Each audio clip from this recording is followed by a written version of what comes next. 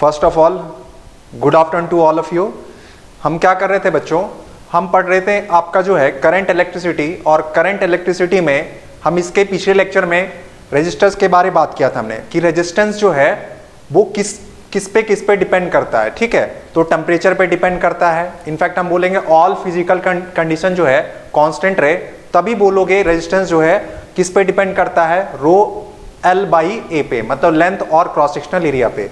But अगर temperature vary करे उसके according number of electron per unit value, number of electrons per unit volume, और साथ साथ में हम बोलेंगे कि जो टाउ है जिसको बोलते हैं average relaxation time between two successive collision, ये हमने पहले ही डिस्कस कर रखा है। ठीक है, तो वो रेजिस्टेंस का पार्ट हमने डिस्कस कर लिया है कि रेजिस्टेंस किन किन फैक्टर पे डिपेंड करता है और क्या क्या कैसे टेम्परेचर बढ़ने से रेजिस्टेंस का वैल्यू चेंज होता है कंडक्टर के लिए। और हमने फिर डिस्कस किया था आपका जो है बोलेंगे जो हमारा सेमीकंडक्टर है इसके बारे में डिस्कस किया था। ठीक है, फिर एलॉय के बारे में भी बताया था मैंने कि कैसे डिपेंड करता है। फिर टेम्परेचर कोफिशिएंट भी हमने डिस्कस कर लिया था पिछले लेक्चर में।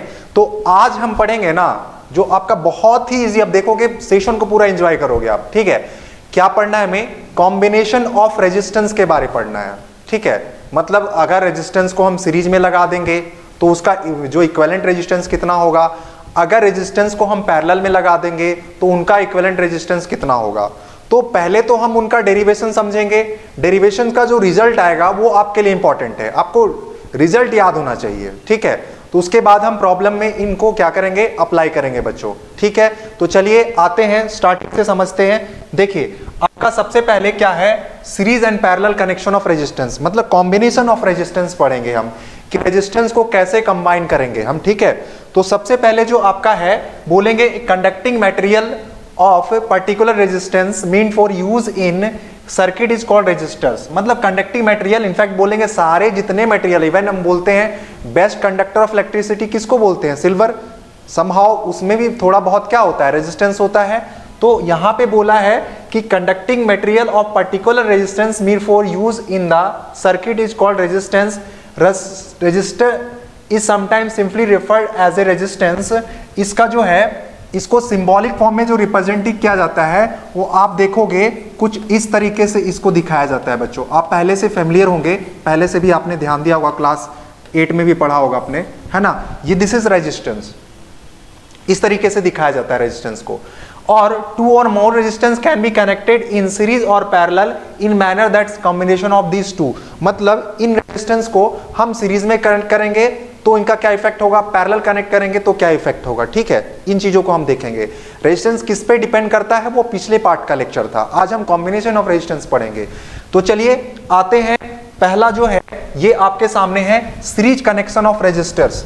देखिए फिगर देख के समझ में आता है। सबसे पहले कब बोलेंगे कि रेजिस्टेंस जो लगे हैं जैसे R1 R2 R3 तीन रेजिस्टेंस है, कब बोलोगे कि ये सीरीज में है, कब बोलोगे सर ये पैरेलल में होंगे। ठीक है, तो अगर करंट देखिए यहाँ पे V वोल्ट का बैटरी लगा हुआ है, इनफैक्ट हम बोलेंगे पोटेंशियल डिफरेंस कितना है, V वोल्ट का है। तो इससे देखिए कितना करंट निकल रहा है बच्चों, I करंट निकल रहा है। तो आप बोलोगे सर ये I करंट इन तीनों रेजिस्टेंस में, अगर मतलब बोलेंगे कि तीनों रेजिस्टेंस में I करंट ही फ्लो करता है, सेम करंट ही फ्लो करता है, तो आप बोलोगे इन रेजिस्टेंस को क्या बोलोगे, सीरीज कॉम्बिनेशन में। आप इसको मत फोकस, इस पे मत ध्यान दीजिए, इसको हम बाद में इक्विवेलेंट निकालेंगे। ठीक है, आपको बोला है two or more resistors are said to be connected in series if the current flowing through one also flow through the rest, मतलब एक से जो फ्लो करेगा वही सेम करंट बाकी रेजिस्टेंस से भी क्या करेगा, फ्लो करेगा, then it is said to be in क्या बोलोगे, सीरीज कॉम्बिनेशन में। आगे देखिए total potential difference across the two combination. चलिए पोटेंशियल डिफरेंस वाला बात में समझा देता हूं मैं, बात क्या है ये समझिए कि एक रेजिस्टेंस का जो एंडिंग पॉइंट है ये दिख रहा है आपको, इस वाले रेजिस्टेंस का, दूसरे रेजिस्टेंस का आपका स्टार्टिंग पॉइंट दिख रहा है आपको, फिर इस रेजिस्टेंस का एंडिंग पॉइंट दूसरे रेजिस्टेंस जो तीसरा है उसके स्टार्टिंग पॉइंट से क्या है, कनेक्टेड है। तो एंड टू एंड आपको दिख रहा है, एंड टू स्टार्टिंग कनेक्शन दिख रहा है बिल्कुल। तो आप क्या बोलोगे, इसको बोलोगे सर सीरीज कॉम्बिनेशन है। कैसा है ये, सीरीज कॉम्बिनेशन, मतलब एक खत्म हो रहा है तो दूसरा क्या हो रहा है, उससे कनेक्ट हो रहा है। तो ये सारे कॉम्बिनेशन क्या हो गए, सीरीज, मतलब जो भी करंट फ्लो करेगा ना इसमें सेम करंट फ्लो करेगा। अगर आपको पता है ओम्स लॉ के अकॉर्डिंग, ओम्स लॉ के अकॉर्डिंग क्या पता है हमें, ओम्स लॉ क्या बोलता है, कि V इक्वल टू क्या होता है बच्चों, IR होता है, आपने पढ़ा है V इक्वल टू IR। तो यहां पर जो इस रेजिस्टेंस के अक्रॉस पोटेंशियल ड्रॉप होगा, मान लो I करंट फ्लो कर रहा है, तो पोटेंशियल ड्रॉप क्या होगा सर, I इंटू R1। तो दिस पोटेंशियल ड्रॉप मान लो V1 है। आगे यहां पर क्या होगा, तो बोलोगे सर I इंटू R2, मान लो दिस इज V2 है। यहां पर बोलोगे सर कितना होगा, I into R3, that is उसी को क्या बोलते हैं हम, V3 बोलते हैं। दिस इज पोटेंशियल है। तो देखोगे ये पोटेंशियल डिफरेंस जो है ये डिस्ट्रीब्यूट हो रहा है V1 V2 V1 plus V2 plus V3, मतलब के अक्रॉस क्या हो रहा है बच्चों, इंडिविजुअली ये क्या हो रहा है, डिस्ट्रीब्यूट हो रहा है। तो सीरीज कॉम्बिनेशन में आप देखोगे पोटेंशियल क्या होता है, डिस्ट्रीब्यूट होता है, और टोटल जो सम होगा वो V1 plus V2 plus V3 के सम के इक्वल होगा।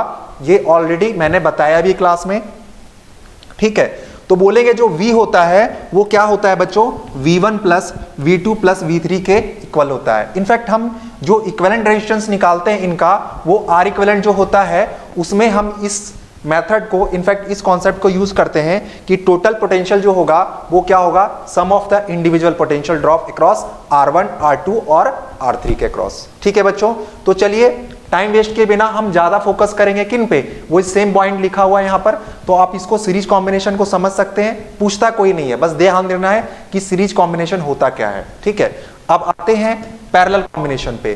तो पैरेलल कॉम्बिनेशन किसको बोलते हैं, तो बोलेंगे if resistor are connected in such a way that the same potential difference gets applied to each of them, they are said to be connected in parallel।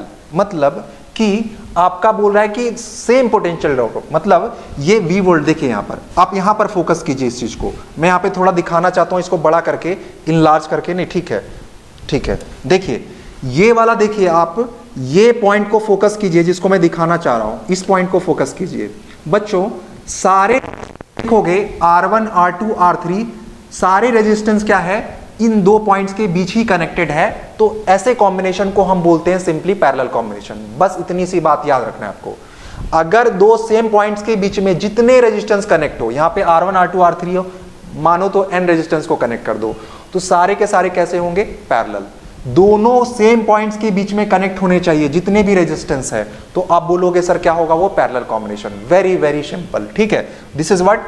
अब देखोगे सबका जो पोटेंशियल होगा ना बच्चों, वो क्या होगा, V वोल्ट के बैटरी से कनेक्टेड है। इनफैक्ट बोलेंगे पोटेंशियल ड्रॉप कितना है, पोटेंशियल डिफरेंस कितना है, V है, तो सबका कितना होगा, V होगा। ठीक है, चलिए ये आपका था। बोलता है टोटल करंट, एक जो इंपॉर्टेंट चीज है, total current flowing through the combination is equal to sum of the current flow passing through the individual resistance. बच्चों ये करंट यहां से मान लो पोटेंशियल क्या है अपना, डिफरेंस V है, यहां से मान लो I करंट ड्रेन कर रहा है, ठीक है, निकल रहा है, तो आप बोलोगे सर ये I करंट इधर आएगा, आगे यहां पर क्या दिख रहा है आपको, जंक्शन दिख रहा है, जंक्शन में क्या होगा, करंट्स क्या हो जाएंगे, डिस्ट्रीब्यूट हो जाएंगे आपके, दिख रहा है कि नहीं दिख रहा है। तो यहां पर सर मान लो इस वाले R1 में I करंट जाता है, इसमें I2 जाता है, ये I3 जाता है। अरे डिपेंड करता है कि रेजिस्टेंस कितना कितना है, जिसका ज्यादा रेजिस्टेंस होगा वो करंट को ज्यादा ऑब्स्ट्रक्ट करेगा, फ्लो को, तो उसमें करंट क्या होगा, कम फ्लो करेगा। तो इस बात को हम बाद में डिस्कस करेंगे, बट देखिए कि current I1 I2 I3 distribute हो जा रहा है, तो ये टोटल करंट फिर यहां पर क्या हो जाएगा, फिर ये करंट बाहर I आ जाएगा, मतलब I जो होगा वो किसके इक्वल होगा बच्चों, I1 plus I2 plus I3 के इक्वल होगा। इसी कॉन्सेप्ट का हम अप्लाई करेंगे डेरिवेशन निकालने के लिए, इसके R इक्विवेलेंट। तो सीरीज कॉम्बिनेशन में क्या होता है, तो बोलोगे सर पैरेलल कॉम्बिनेशन में क्या होता है बच्चों, करंट डिस्ट्रीब्यूट हो जाता है। पैरेलल कॉम्बिनेशन में क्या होता है, पोटेंशियल, क्या बोलोगे, पोटेंशियल डिस्ट्रीब्यूट हो जाता है सीरीज कॉम्बिनेशन में। सीरीज कॉम्बिनेशन में पोटेंशियल डिस्ट्रीब्यूट होता है, बट पैरेलल कॉम्बिनेशन में करंट डिस्ट्रीब्यूट होता है। ये बातें आपको माइंड में सेट करके चलना है आगे के लिए, ठीक है। इसका इक्विवेलेंट ये होता है, इसको हम बाद में डिस्कस करेंगे, ठीक है। आगे आते हैं, इसका इक्विवेलेंट हम निकालना सीखेंगे। तो यहां तक आपको लग रहा है कि कोई डाउट नहीं होगा। चलिए आगे आते हैं, बिना वेस्ट किए हुए टाइम, जो हमें करना है आज के लेक्चर में वो सबसे ज्यादा है कि equivalent resistance in series connection. तो आपको दिख रहा है कि R1 R2 R3 कनेक्टेड है सीरीज में, सेम बात वहां पे ऊपर लिखा हुआ है, ठीक है। इसके क्रॉस एक सेल कनेक्टेड है बच्चों, है ना। पोटेंशियल डिफरेंस कितना मेंटेन कर रहा है, वो V वोल्ट का पोटेंशियल डिफरेंस मेंटेन कर रहा है। तो the current through the cell is I, मतलब इस सेल से कितना करंट निकल रहा है, तो बोलोगे I निकल रहा है। द सेम करंट इन तीनों से फ्लो करेगा और देखो ये सेम करंट फिर वापस यहां से क्या आ जाएगा, आई करंट आ जाएगा। मतलब आई करंट निकला और सेम आई करंट क्या होगा, फ्लो करेगा। तो सीरीज कॉम्बिनेशन में क्या बोला था मैंने कि सेम करंट सारे रेजिस्टेंस से क्या करेगा, पास करेगा, तभी क्या बोलोगे, इसको सीरीज कनेक्शन बोलोगे। बात समझ में आया। अब सर इनका हम इक्विवेलेंट रेजिस्टेंस निकालना सीखेंगे। सबसे पहले क्या निकालना सीखेंगे, इक्विवेलेंट रेजिस्टेंस। तो अभी मैंने बताया था कि ओम्स लॉ को अगर अप्लाई करोगे, ये मान लो इसके अक्रॉस कितना होगा, पोटेंशियल V1 होगा। अभी मैंने बताया था कि अगर I करंट फ्लो कर रहा है, रेजिस्टेंस R1 है, तो बाई ओम्स लॉ इसके अक्रॉस जो पोटेंशियल ड्रॉप होगा वो कितना होगा सर, तो I इंटू R1 होगा। इसके क्रॉस कितना होगा बच्चों, तो बोलोगे सर I इंटू I2 हो, क्या होगा, I इंटू R2 होगा। सर इस वाले के क्रॉस कितना होगा, इस वाले के, तो बोलोगे सर इसके क्रॉस होगा I into R3 that is equal to V3। बात समझ में आया।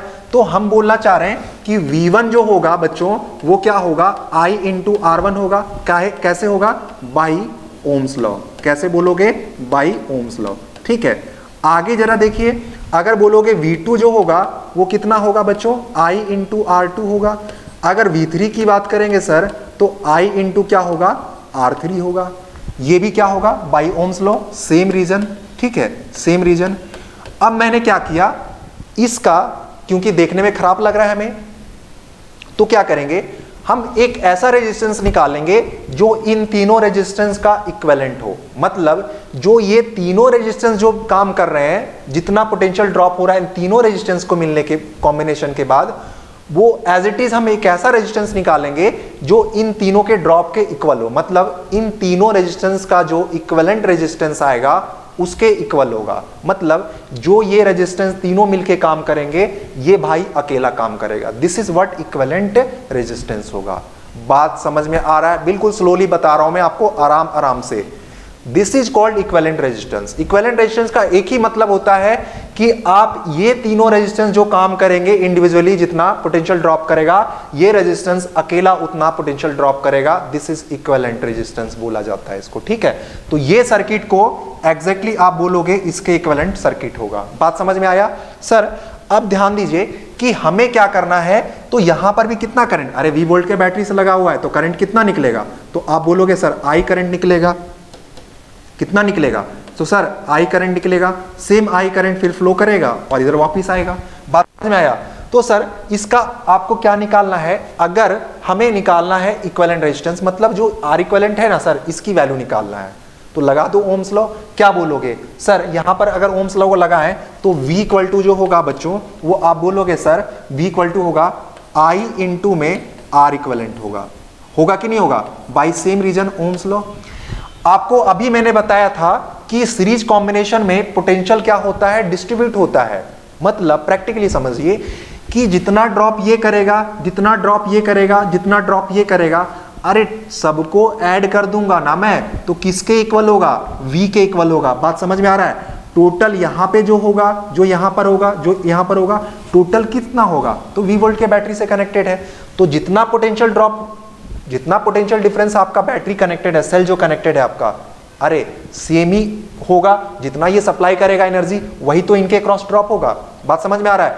तो ये इंडिविजुअली देखोगे, this plus this plus this, तीनों को मिला के जो ड्रॉप होगा वो अकेला जितना सप्लाई आएगा, तो इनफैक्ट बोलेंगे जो V होगा, V जो होगा ना बच्चों, वो V1 प्लस V2 प्लस में किसके इक्वल होगा, V3 के इक्वल होगा। ठीक है, तो पोटेंशियल क्या होगा, पोटेंशियल गेट क्या लिखोगे, डिस्ट्रीब्यूटेड। क्या होगा, डिस्ट्रीब्यूटेड। बस इतनी सी बात याद रखना, बस हो गया डेरिवेशन। रख दो फॉर्मूले के अकॉर्डिंग। V किसके इक्वल है, I इंटू R इक्वलेंट के इक्वल है। यहां से क्या लिखोगे, तो सर लिखोगे I इंटू R1। अब किसी किसी के मन में आता है सर पोटेंशियल डिफरेंस को आप डेल्टा V क्यों नहीं लिखते हो, लिख सकते हैं डेल्टा V, ज्यादा एक्यूरेट ये होता है लिखना, ज्यादा परफेक्ट। ठीक है, डेल्टा V लिखते हैं पोटेंशियल। मैंने मान लिया है डेल्टा V आपके क्लास 10 के लिए V लिख रहा हूं मैं, नहीं तो ज्यादा प्रिसाइज होता है लिखना, डेल्टा V लिखना होता है। ठीक है, चलिए आप देखिए IR1, यहां पे क्या लिखोगे, IR2 प्लस में IR3। ठीक है बच्चों, तो यहां से अगर हम यहां से I को कॉमन ले लेंगे तो क्या आएगा, जरा देखिए, सॉरी, इनमें से R equivalent this is equal to अगर I कॉमन लेते हो तो R1 प्लस R2 प्लस में क्या बन रहा है बच्चों, R3 बच रहा है। ठीक है, यहां से I को कैंसिल कर दोगे, I से I कैंसिल, R इक्वलेंट जो आ रहा है बच्चों, this is equal to R1 plus R2 plus R3 होता है। क्या होता है, R equivalent equal to R1 plus R2 plus R3। मतलब सीरीज कॉम्बिनेशन में अगर आप इन तीनों रेजिस्टेंस को हटा के एक नया रेजिस्टेंस लाना चाह रहे हो, इक्विवेलेंट रेजिस्टेंस जो सेम काम करेगा जो ये तीनों मिलके कर रहा है, तो उस रेजिस्टेंस की वैल्यू कितनी होगी, तो आप डायरेक्टली बोलोगे सर कि तीनों रेजिस्टेंस को क्या कर दो, ऐड कर दो। इसी तरीके से मान लो n रेजिस्टेंस कनेक्टेड है तो इक्विवेलेंट क्या होगा, तो R1 plus R2 plus R3 plus R4 plus R5 dot dot dot कितना प्लस Rn तक चला जाएगा। This is equivalent resistance. जितने भी हो आप सबको क्या कर देना है, ऐड कर देना है, अगर वो कैसा कनेक्शन हो, सीरीज कनेक्शन हो। ये बात को भी आपको ध्यान में रखना है। तो डेरिवेशन कैसे आया ये इतना मायने नहीं रखता है, मायने क्या रखता है आपके लिए कि R इक्विवेलेंट क्या होता है सीरीज कॉम्बिनेशन का, this is R1 plus R2 plus R3। You have to remember this formula. ठीक है, why, because we apply actually we will apply in the numericals. ठीक है, तो हम वहां पे इनको अप्लाई करेंगे। सो बेटर यहां पर देखिए, यहां तक आप इसको पॉज करके कॉपी कीजिए। ठीक है, चलिए इसके बाद हम आगे आते हैं बच्चों, आगे करेंगे डिस्कस हम। आपका जो बचता है वो क्या है, सीरीज कॉम्बिनेशन के बाद आपका आता है पैरेलल कॉम्बिनेशन। तो equivalent resistance in parallel connection में क्या होगा, तो सर पैरेलल कॉम्बिनेशन में इक्विवेलेंट रेजिस्टेंस को आप कैसे निकालोगे, how you will find the equivalent resistance in parallel combination. ठीक है, चलिए इसको भी समझते हैं। मैंने क्या बोला था, पैरेलल कॉम्बिनेशन में क्या होता है, करंट डिस्ट्रीब्यूट होता है, बस इतनी सी बात याद रखना है आपको। ठीक है, क्या लिखा है देख लीजिए, वही सेम बात कि R1 R2 R3 कनेक्टेड है पैरेलल में। ठीक है, और this point maintain potential difference कितना है, V वोल्ट। मैंने बताया था कि दोनों पॉइंट तभी बोलोगे पैरेलल कनेक्शन जब जितने भी रेजिस्टेंस कनेक्टेड हो वो दो सेम पॉइंट्स के बीच कनेक्टेड हो, दैट इज कॉल्ड, आप क्या बोलोगे, उसको पैरेलल कॉम्बिनेशन बोलोगे। बात समझ में आया। ठीक है, the current through the cell is I get divided A into 3 parts, I1 I2 I3 which flow R3 I3 respectively। मतलब यहां से जो I करंट निकला ना बच्चों, ये I करंट इधर I1 डिस्ट्रीब्यूट होगा, इधर I2 इधर I3, सब में क्या हो जाएगा, ये इंडिविजुअली क्या हो जाएगा, डिवाइड हो जाएगा। ठीक है सर, बात समझ में आ गया। और फिर फाइनली ये रेजिस्टेंस इधर से करंट I1 आएगा। ठीक है, इधर से I1 आएगा, इधर से बच्चों I2 आएगा, और इधर से फिर I3 आएगा, और इस जंक्शन में फिर मिलके बाहर जो करंट आएगा, this is what I current बाहर आ जाएगा। समझ में आया मेरी बात। तो टोटल यहां से डिस्ट्रीब्यूट तो होगा, और किस रेशियो में डिस्ट्रीब्यूट होगा, ये मतलब करंट किस रेशियो में डिवाइड होगा वो डिपेंड करता है इनके रेजिस्टेंस पे। जितना ज्यादा रेजिस्टेंस उसमें उतना करंट कम जाएगा। इस चीज को भी हम डिस्कस करेंगे आगे। ठीक है, तो फिलहाल आप समझिए कि sir equivalent resistance in parallel combination में कैसे निकालते हैं। तो इसके लिए देखिए सेम कॉन्सेप्ट अप्लाई करेंगे। सबसे पहले मुझे बताइए, अगर यहां पे आपका जो जा रहा है I1 करंट जा रहा है किसके क्रॉस, R1 रेजिस्टेंस के क्रॉस, तो यहां से अगर I1 निकालना हो, पहले मुझे बताओ सबका पोटेंशियल डिफरेंस कितना होगा। तो आप बोलोगे एक लाइन में हंसते हंसते जवाब दोगे कि सबके क्रॉस पोटेंशियल डिफरेंस क्या होगा, सेम। यही तो पैरेलल कॉम्बिनेशन बोलता है कि सारे रेजिस्टेंस के अक्रॉस क्या होगा, सेम पोटेंशियल। देखो V वोल्ट के सेल से कनेक्टेड है, पोटेंशियल डिफरेंस कितना है, V वोल्ट, तो सबके अक्रॉस पोटेंशियल ड्रॉप कितना होगा, V होगा। बात समझ में आ रहा है।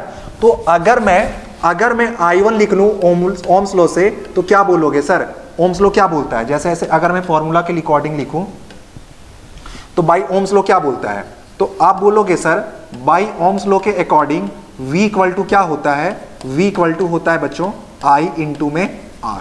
क्या होता है, V equal to I into R होता है। अगर मैं यहां से I निकालना चाहूं तो VY क्या मिलेगा, R मिलेगा। ये भी बात समझ में आ रहा है। तो लगा दो यहां पर I1 की वैल्यू निकालना हो तो I1 क्या होगा, तो I1 बोलोगे सर V बाई क्या हो जाएगा, R1 हो जाएगा। बाई कैसे, बाई ओम्स लॉ। ठीक है, this is what, by Ohm's law, है ना।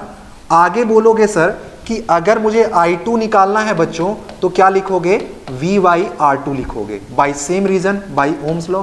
अगर मुझे I3 निकालना है बच्चों तो आप देखिए क्या है, V वोल्ट का क्या है पोटेंशियल डिफरेंस, V है, तो यहां पे V किससे डिवाइड कर दोगे, RV को R3 से, this is what, same reason, by Ohm's law. अगर आपका I1 I2, अब क्या करेंगे, इन रेजिस्टेंस को इन रेजिस्टेंस को हटा के मैं पैरेलल कॉम्बिनेशन में एक ऐसा रेजिस्टेंस लाऊंगा जो ये तीनों मिलके काम करेंगे, मतलब जो तीनों का काम होगा वो अकेला ये काम करेगा, दैट इज इक्विवेलेंट रेजिस्टेंस। बात समझ में आया? मतलब ये तीनों जो मिलके काम करेंगे ना, ये अकेला जो है आर इक्विवेलेंट है, ये आर इक्विवेलेंट, ये अकेला ये रेजिस्टेंस काम करेगा, दिस इज इक्विवेलेंट रेजिस्टेंस। तो सर हमें इस इक्विवेलेंट रेजिस्टेंस की वैल्यू निकालना है कि पैरेलल कॉम्बिनेशन में जो आपका इक्विवेलेंट रेजिस्टेंस होगा वो कितना होगा, दिस इज आवर क्वेश्चन, ठीक है। तो इसी चीज को समझिए, अगर मैं यहां पर ओम्स लॉ लगाऊं तो आप क्या बोलोगे? सर बोलोगे यहां पर होगा V equal to same concept, I current निकल रहा है तो I इंटू में क्या लिखोगे? R इक्विवेलेंट लगा दो यहां पे। मैंने क्या बोला? ये एग्जैक्टली सर्किट किसके इक्विवेलेंट है? इसके इक्विवेलेंट है। तो मैंने इन तीन रेजिस्टेंस को हटा के एक नया रेजिस्टेंस लगा दिया। आपका सेल जो था सेम, V वोल्ट के जो कनेक्टेड था वो सेम था आपका। बाकी यहां से करंट कितना निकलेगा? I करंट ही निकलेगा। तो आप ओम्स लॉ लगाओगे तो V इक्वल टू क्या होगा? I into R equivalent. यहां से I का जो वैल्यू आएगा वो क्या आ जाएगा? V बाई R इक्विवेलेंट आ जाएगा, ठीक है। I इक्वल टू क्या आ जाएगा? V by R equivalent. बात समझ में आया? तो अगर मैं बोलूंगा कि टोटल जो करंट होगा बच्चों, अगर मैं इसको थोड़ा सा जूम करूं, इस चीज को थोड़ा सा जूम करूं मैं, तो आप जरा देखना कि क्या आएगा बात। तो आप बोलोगे सर I जो होगा ना वो किसके सम के इक्वल होगा? I1 प्लस I2 प्लस में किसके? I3 के सम के इक्वल होगा। तो यहां से बोलोगे सर कि I की वैल्यू हम क्या रख देंगे? V बाई R इक्विवेलेंट रखोगे। यहां से क्या रखोगे? I1 की वैल्यू V बाई R1 रखोगे। यहां से क्या रखोगे? V बाई R2 रखोगे। और यहां से क्या रखोगे? V बाई R3 रखेंगे। अब यहां से अगर आप देखिए राइट साइड से अगर V कॉमन ले लेते हो तो V by R equivalent this is equal to, अगर V कॉमन लेते हो बच्चों तो यहां से बचेगा 1 by R1 plus 1 by R2 plus में 1 by R3, this is what. V से V कैंसल, तो 1 बाई जो R इक्विवेलेंट आता है बच्चों वो 1 बाई R1 प्लस में, थोड़ा क्लियर लिखते हैं इसको, 1 by R1 plus 1 by R2 plus में 1 by R3, this is what equivalent resistance होगा। तो ये मैंने आपको एक बार में बताया। आपको फॉर्मूला याद होना चाहिए कि अगर रेजिस्टेंस पैरेलल कॉम्बिनेशन में है तो उनका इक्विवेलेंट रेजिस्टेंस कैसे निकालते हैं? 1 by R1 plus 1 by R2 plus 1 by R3। Derivation अगर आपको याद नहीं रहता है, डजंट मैटर, आपको डेरिवेशन जो है वो आपके टिप में होना चाहिए, माइंड में होना चाहिए। डेरिवेशन कैसे आया मैंने आपको क्लियरली समझा दिया इस बात को, ठीक है। तो इसमें क्या होता है? करंट डिस्ट्रीब्यूट होता है, किसमें? सीरीज कॉम्बिनेशन में क्या हो जाता है? करंट डिस्ट्रीब्यूट होता है, ठीक है। तो इसको भी आप क्या कीजिए? पॉज करके इसको भी कॉपी कीजिए आप, ठीक है। बात समझ में आया?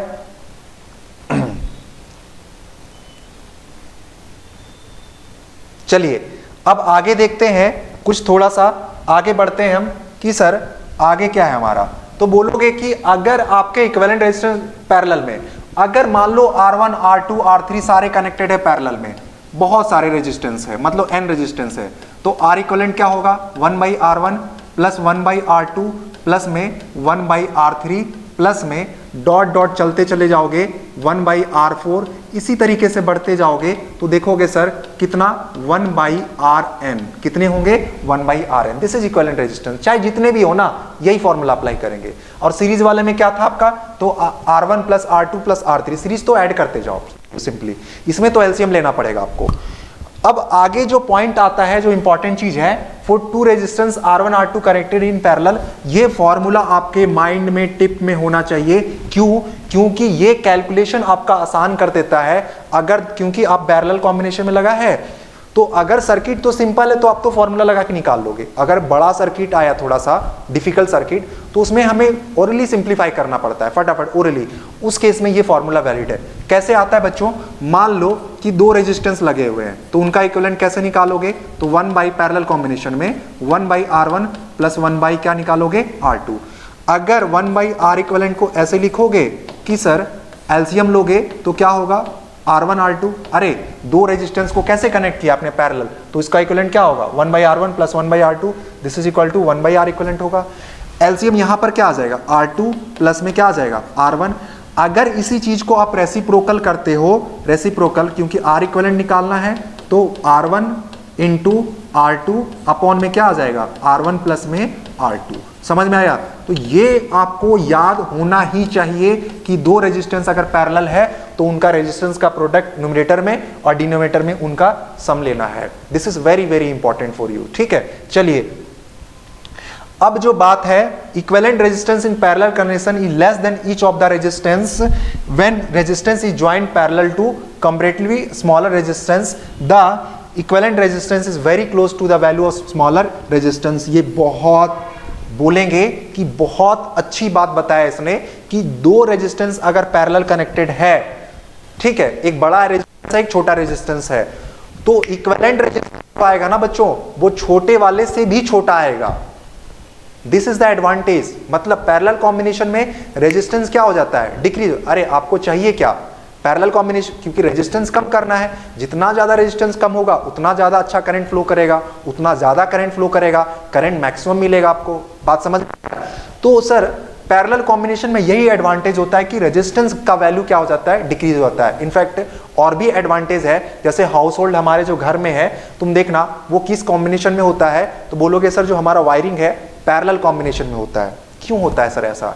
इसलिए होता है कि अगर कहीं पर भी एक, जैसे फैन का कनेक्शन कहीं कट गया, ठीक है, या फैन खराब हो गया, तो बाकी चीज डिस्टर्ब नहीं होंगे पैरेलल कॉम्बिनेशन में। बात समझ में आया? तो बाकी चलता वर्किंग करता हुआ, बाद में और डिस्कस करेंगे, बाकी सारे के सारे क्या होंगे, सिस्टमेटिक अपने आप काम करेंगे। बट सीरीज कॉम्बिनेशन में क्या होता है कि अगर एक सर्किट, क्योंकि सीरीज कनेक्टेड होते सेम करंट फ्लो करता है, तो कहीं बीच वाला एक कोई काम करना बंद कर दिया ना, तो आगे का करंट फ्लो स्टॉप हो जाता है। मतलब पूरा का पूरा सारे जितने भी इक्विपमेंट कनेक्टेड है सारे के सारे वेस्ट हो जाते हैं। जैसे आप देखोगे आपके जो दिवाली में आप लगाते हो लरी पटाखे वाला, क्या बोलते हैं उसको, लाइट वाला, कहीं एक फ्यूज हो गया तो बाकी नीचे वाला सारा काम करना बंद। समझ में आ रहा मेरी बात? तो this is the advantage of, क्या बोलोगे, सीरीज कॉम्बिनेशन का डिसएडवांटेज है।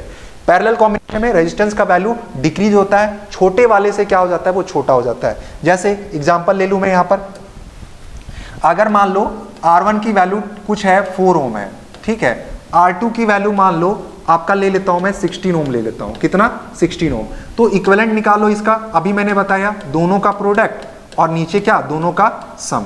करो इसको कैंसल, 4 और ये 5, तो कितना आ जाएगा, ये 16/5 आ जाएगा।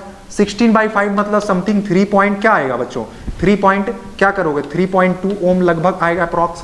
तो क्या ये रेजिस्टेंस इस छोटे वाले से छोटा है कि नहीं, ये बताइए मुझे। तो कभी भी पैरेलल कॉम्बिनेशन में जो रेजिस्टेंस आएगा वो छोटे वाले से भी छोटा होगा, that is what equivalent resistance होगा।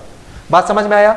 आगे क्या बोलता है, इंपॉर्टेंट बात है, देखिए नोट क्या है, तो हम बोलेंगे if resistors connected in series with other is removed or fail the current through the each resistors become zero, and other hand if the resistors connected in parallel other fails is removed the current continue to flow through the other resistance. यही सबसे बड़ी बात है series or parallel combination का, कि series combination में अगर कोई एक रेजिस्टेंस फेल हो गया तो बाकी आगे के सारे फेल, खत्म, सर्किट बेकार।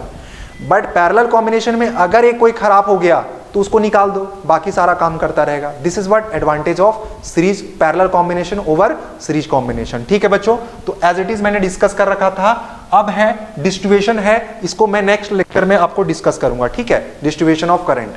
तो यहां तक आई होप आपको बहुत प्रिसाइजली समझ में आया होगा, बहुत इजीली और बहुत स्मूथली समझ में आया होगा। दिस इज सीरीज कॉम्बिनेशन और पैरेलल कॉम्बिनेशन का इक्विवेलेंट आपको कैसे निकालना है। ठीक है बच्चों, तो आप यहां तक करिए, फिर हम देखेंगे कि आपका जो रेजिस्टेंस कैसे डिस्ट्रीब्यूट होता है।